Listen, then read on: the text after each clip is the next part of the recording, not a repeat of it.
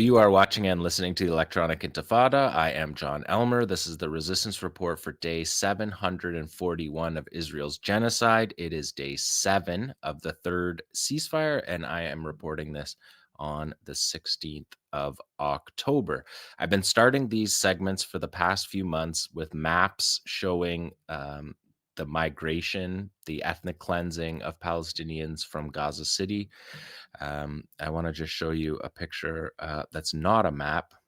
This is the reversal of those maps that I have been showing you. Um, I hated showing those maps. They're awful maps that, in some ways, I think a little bit normalized that driving people out of their homes was somehow for Israel. A moral that they thought it was a legal and a moral cover for the genocide that they were committing rather than an accelerator of that genocide. But this is people crossing back to Gaza City along Al Rashid, the coastal road. And this is the second time we've seen this happen in this war. And I just thought I would put a human face on some of those maps that we usually start out with. On Friday at noon local time in Palestine, the ceasefire went into effect. Immediately, the government stepped forward. Civil defense, who has always been there, the municipality, all of the functioning of the state all stepped forward immediately after the ceasefire. Most were there through the entire genocide. Um, and Israel failed to achieve its goals. Its goal of genocide, um, it certainly accomplished many parts of that. Much of that, if not all of it, will be rebuilt by Palestinians. It's already being rebuilt. It has been rebuilt during the war itself. The Qassam brigades were not defeated. The government was not defeated. The United Nations relief works agencies for Palestinian affairs, the UNRWA, sort of the backbone of the state system, was not defeated. And Israel's failure to achieve these military goals were well known within Israel. Their military correspondents and security analysts were all very clear on the fact that the goals were not achieved and that Netanyahu was trying to spin them as achievements. There's talk within Israel about what going back to war will look like. The defense minister met with the chief of staff to plan for the return to war. But Trump told CNN yesterday if Israel were capable of crushing Hamas, it would have done so already, which I think is a pretty obvious statement. But it's something that we need to keep our eyes peeled for. What we're looking at here on the screen is pictures from Khan Yunis, from the release of the captives. Palestinian prisoners that were released, many of them released from that were bargaining chips that were taken to prison camps for no reason other than that they were in shelters or hospitals at the time the Israeli military raided it. And if you're not seeing the images on the screen and you're listening to this program, we're looking at buses arriving to floods of people. Some people on the ground that day said that it was the largest gathering of people that they can remember in southern Gaza, and it was a moment of joy of the release of these captives. Of course, the BBC reported, and others reported as well, that there was no celebrations allowed, particularly in the West Bank, where there was similar buses and crowds in the West Bank as well. Qassam released a statement about this. They said, "What has been reached in terms of an agreement is the fruit of the steadfastness of our people and the resilience of its fighters, and we announce our commitment to the agreement reached and the associated timelines, provided that the occupation adheres to it. The resistance has always been keen to stop the war of genocide and has sought to do so since the first months, but the enemy thwarted all efforts due to its narrow calculations and to satisfy its instinct of monstrous brutality and revenge of its Nazi government. The enemy failed to recover its prisoners through military pressure, despite its intelligence superiority and excess force it possesses. And here it is submitting and recovering its prisoners through an exchange deal. as the resistance had promised from the beginning. The Nazi occupation could not have recovered most of its prisoners alive. Sorry, the Nazi occupation could have recovered most of its prisoners alive many months ago, as we all know, but it continued to stall and act arrogantly, preferring that its army kill dozens of them as a result of its failed military pressure policy. To our free prisoners, Gaza and its resistance have offered the most precious things they possess and have strived to the utmost of their ability to break your chains. And we pledge that your cause will remain at the top of our national priorities until all of you achieve your freedom. So, very straightforward messages from Qassam to the resistance. Similar ones I'll show you from Ssaraya al-Quds coming up. But this exchange, this is the third prisoner exchange of this war. It saw 250 life sentences, prisoners with life sentences exchanged. For the 20 living POWs, all soldiers that were returned from Gaza pretty much immediately after the ceasefire was implemented. They didn't wait the 72 hours that they had. 250 life sentences out of 303 prisoners with life sentences. Israel put a veto on many of the key leadership officials that people had hoped would be released: Marwan Barghouti, Ahmed Saadat, principally the leaders of Fatah and the Popular Front for the Liberation of Palestine. Marwan Barghouti, always sort of touted as a reasonable leader should there be ever free and fair elections in Palestine. The prisoners' media office confirmed that 3,985 Palestinian prisoners were freed in the exchanges of the Flood of the Free. It's included 503 prisoners serving life sentences, representing 87% of all life sentences of prisoners held in occupation prisons. The deal secured the freedom of 13 pre-Oslo prisoners, so from the 1980s, 41 that were rearrested after the 2011 Wafa Arar exchange. That's the Gilad Shalit exchange. We'll talk about that in a moment. And 2,718 Gaza prisoners were also freed: 114 women, 297 children, and 33 others who were expecting to be sentenced to life sentences were released. So significant releases we're seeing here. The prisoners in the buses. This is a scene that we have seen at each of the releases, and each of the releases going back through history. These are the ones from yesterday from Active Stills. This is a Doha Elbaz photograph for Active Stills. Hamas said, "The flood of the free is a historic national achievement that embodied the unity of our people and confirmed that their resistance and adherence to the land and national rights is the way to liberate the land, achieve return, and build the independent Palestinian state. Today's joy and liberation of our heroic prisoners in the flood of the free is an important station in a continuous path until the comprehensive liberation of our land is achieved." So direct statements by Qassam and the Hamas leadership. And take a look at Ssaraya al-Quds, who had similar statements. They released this poster: "Congratulations on your freedom. We fulfilled the promise." This is a poster from Ssaraya al-Quds. A commander in Ssaraya al-Quds said, "We handed over a number of Zionist prisoners this morning." That was on the first day. "In implementation of the ceasefire understandings, we are committed to the ceasefire understandings as long as the occupation adheres to them. The steadfastness and resilience of our people led to the achievement of freeing our prisoners and stopping the war." Also to note from Islamic Jihad, Deputy Secretary General Dr. Mohammed al-Hindi about disarmament told Al Jazeera that the resistance factions did not agree to disarmament. "We do not accept the threat of disarming by force." And Palestinian Islamic Jihad Secretary General Ziad Nakala, who himself was freed in a prisoner exchange, as we'll talk about in a moment, he said, "What was achieved today, the liberation of a large number of prisoners belonging to the resistance and the Palestinian people, would not have been possible without the men of the resistance, the valor of the fighters in the field, and the unity of the Palestinian people behind the resistance. Yes, we had hoped that the results would have been better.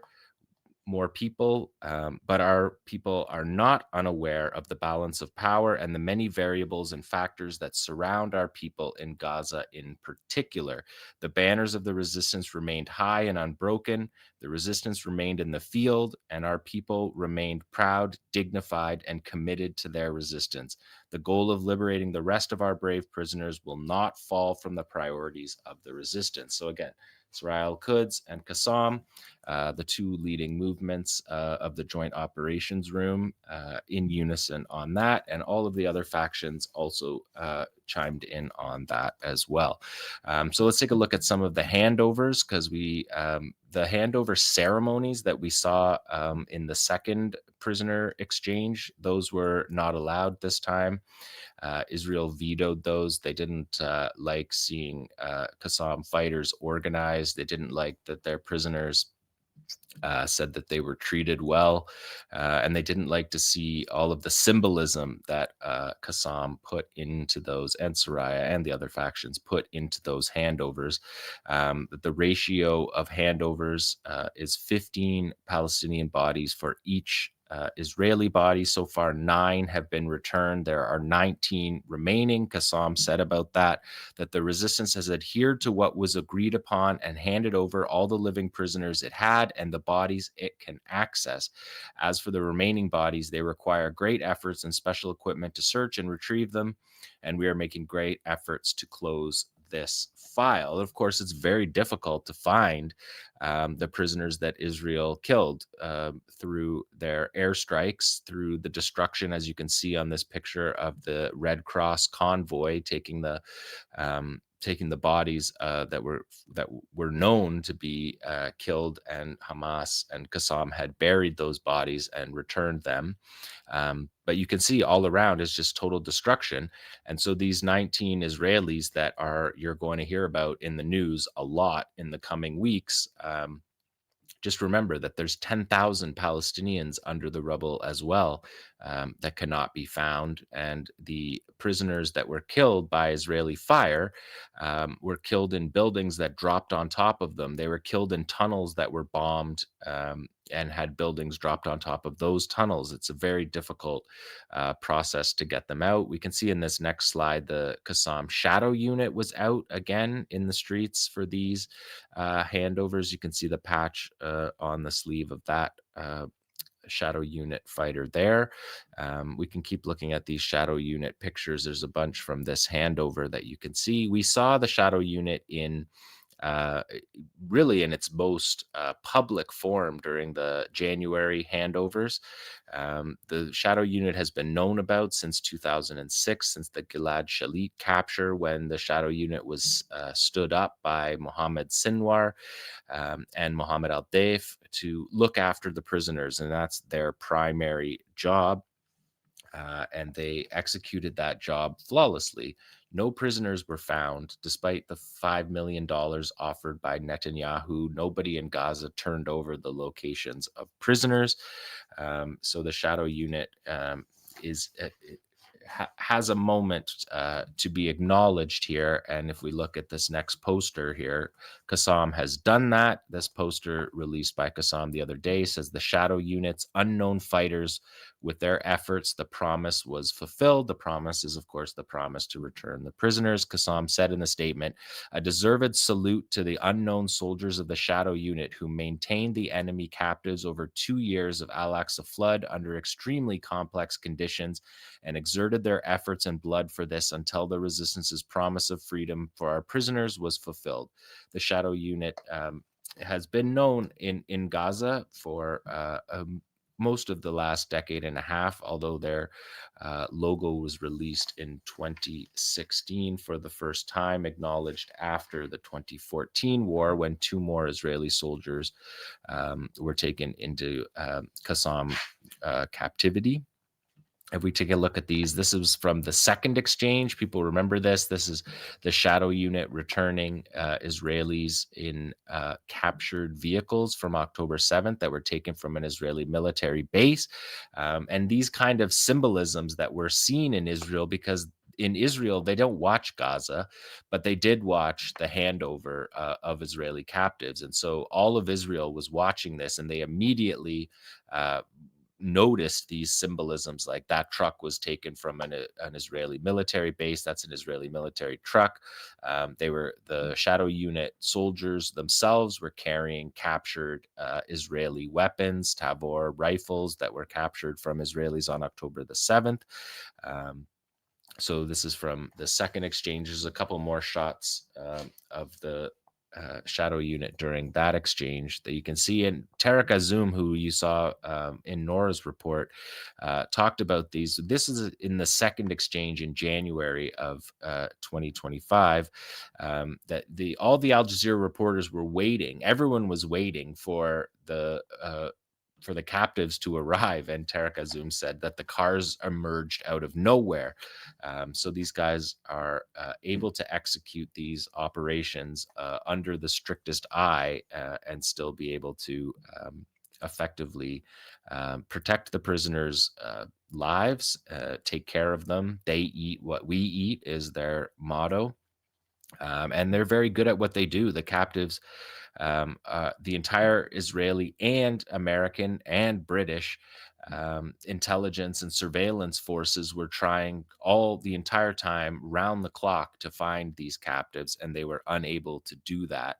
And the job of these shadow unit soldiers, they take very seriously because ultimately, as we saw in those early pictures, what the shadow unit protecting the POWs does is exchange them for Palestinians who would otherwise return to Palestine in coffins. That is the goal of life sentences, that they never return. And so these shadow unit soldiers are effectively bringing people back from the dead with these operations, and to capture soldiers and then the taking care of them in a small place that has the most surveilled piece of territory on earth, unable to find them. And that was the case with Gilad Shalit in 2006 as well. Um, Israeli state TV in the second exchange commented, how many Hamas activists were tempted by the Israeli offer of $5 million for information on any prisoner during the war? The answer is zero, a complete zero. You don't need extensive experience in Hamas affairs to understand that they will not sell their prisoners for money. So this is the kind of tone and tenor of the second exchange that made Israelis block this from happening this time. So we didn't see those exchanges. This is the logo on the shoulder of uh, one of the shadow unit soldiers when he's getting the command from the senior leadership to release the captives. And there's one more that shows the logo that was released in 2016 that you see there on the screen. For people who can't see, it's a fighter, um, and it says Shadow Unit underneath them. Those are the same logos that we saw on the armbands of the soldiers. But let's talk a little bit now about the history of these operations to capture Israeli soldiers. The most famous one, recent famous one, was in June 2006, and we have a mural here to show you from Jabalia that shows the captured Israeli tank gunner Gilad Shalit, who was captured at Kerem Shalom, on the other side of the boundary between Rafah and southern Israel. And he was captured in a cross-border raid, the first Qassam cross-border raid in June 2006. And I'm going to read you a little bit from the news report, a wire story from the time that captures the operation at Kerem Shalom. The attackers surprised Israeli forces when they appeared at first light through a tunnel in open ground 300 meters inside Israel. The fighters went down through the tunnel, came up behind the Israeli military position, and attacked from the back. They split into three groups, launching simultaneous attacks on three Israeli defensive positions. I mean, that they say it's defensive positions, but they're obviously offensive positions perched on the border. They blew the tank's back doors open with RPG fire and tossed grenades inside. Of the four tank crewmen, two of the tank crew died and one was severely wounded. Um, when the Israeli soldiers went to that tank, they found the two dead soldiers and one severely wounded, and knew that another had been taken captive. They immediately crossed the border into Gaza and launched a war to try to get Gilad Shalit, the tank gunner, back. There you see him in that mural. And the point of that mural that you see on the screen, where we see Shalit on the left as a 19-year-old soldier, on the further to the right, you see on his nameplate, it says 2036. And it says, Zionists, we will not get bored. Essentially, we are patient. The prisoner file is so important that they will hold a prisoner for 30 years if you don't meet the price that the Palestinians put up for the fighters. And also, it's worth noting that I'm just covering the Palestinian prisoner releases, but a few weeks after the Shalit operation that was carried out by the Popular Resistance Committees and the Qassam Brigades, Hezbollah in the north executed a cross-border raid and captured Israeli soldiers, like I said, a few weeks later, and that sparked the July War in 2006. You can see in the next slide of, again, similar pictures. This is from the Electronic Intifada from 2011. This is the prisoner release that came about from the Shalit capture. Similar to the way this one worked at the beginning, when Shalit was captured, the Palestinians offered 1,000-to-1 exchange that the Israelis refused. Right away, he could have gone home, but the Israelis refused. Ultimately, 5 years later, they agreed to 1,027 prisoners being released for the one Israeli soldier, including 208 life sentences that were released after Shalit was handed over by Qassam's top commanders at the time, Ahmed Jabari and Raed al-Attar. Their two most senior commanders were there for the actual handoff. And you can see in this next slide, the key figure that was released in that exchange was, of course, Yahya Sinwar, who had been the leader in prison for the 2.5 decades before his release. And when he came out, well, the first thing he said was, they thought prison was our graveyard, but it was our academy. And Yahya Sinwar was killed 1 year ago today in Rafah, in Tel Sultan, fighting on the front lines.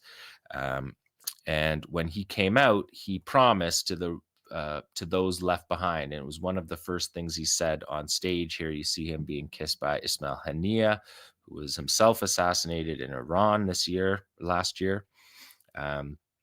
Being greeted. But as soon as Sinwar came out, he promised those left behind that he would free them. And there's a couple more pictures of Yahya Sinwar. But Sinwar went right. That's Sinwar with Ismail Haniyeh and Mahmoud al-Zahar, who's a founding member of the Politburo of the Hamas movement. So these are from 2011. And you can see he came out to a hero's welcome, similar to the way that that we just saw a couple of days ago happen for the Palestinians. So that promise by Sinwar was that he would join Qassam when he got out of prison. He was the leader of Hamas, and he was the leader of the prisoners in prison. And when he came out, that he immediately took the prisoner's file before working his way up and ultimately becoming the head of Hamas in Gaza in 2017. Before that Shalit deal, the largest Palestinian prisoner exchange happened in 1985, after in 1983 an Israeli outpost in Lebanon during the first Lebanon War in the early 1980s was overrun by Fatah fighters, and 3 Israeli soldiers were captured. They were handed over to Ahmed Jibril of the Popular Front for the Liberation of Palestine's General Command, PFLP-GC, who squirreled them out of Lebanon. And and handled the negotiations. And for those three Israeli soldiers captured in Lebanon in May of 1985, that you see here from the newspaper, 1,150 Palestinian prisoners were released, including 380 prisoners who were serving life sentences. And you can see in this newspaper from the time, the headline is Palestinians joyously welcome released prisoners, with scenes that looked the same. We couldn't find video from that. I'm sure it's all on microfiche, so it would require a longer project than we had time for here, but it's interesting to see that newspaper from Jerusalem. That's in 𝐓𝐡𝐞 newspaper, 24th of May, 1985. Now, in the Jabril exchange, a number of important figures were released, including Sheikh Ahmed Yassin, who was in prison. He was released in 1985. Between 1985 and 1988, he founds the Hamas movement. Also released was Ziad Nakala, who took over the lead of setting up Saraya al-Quds in the Gaza Strip under the orders of Fatih Shikaki, who was the leader at the time of Islamic Jihad. And Ziad Nakala is now the general secretary of Islamic Jihad.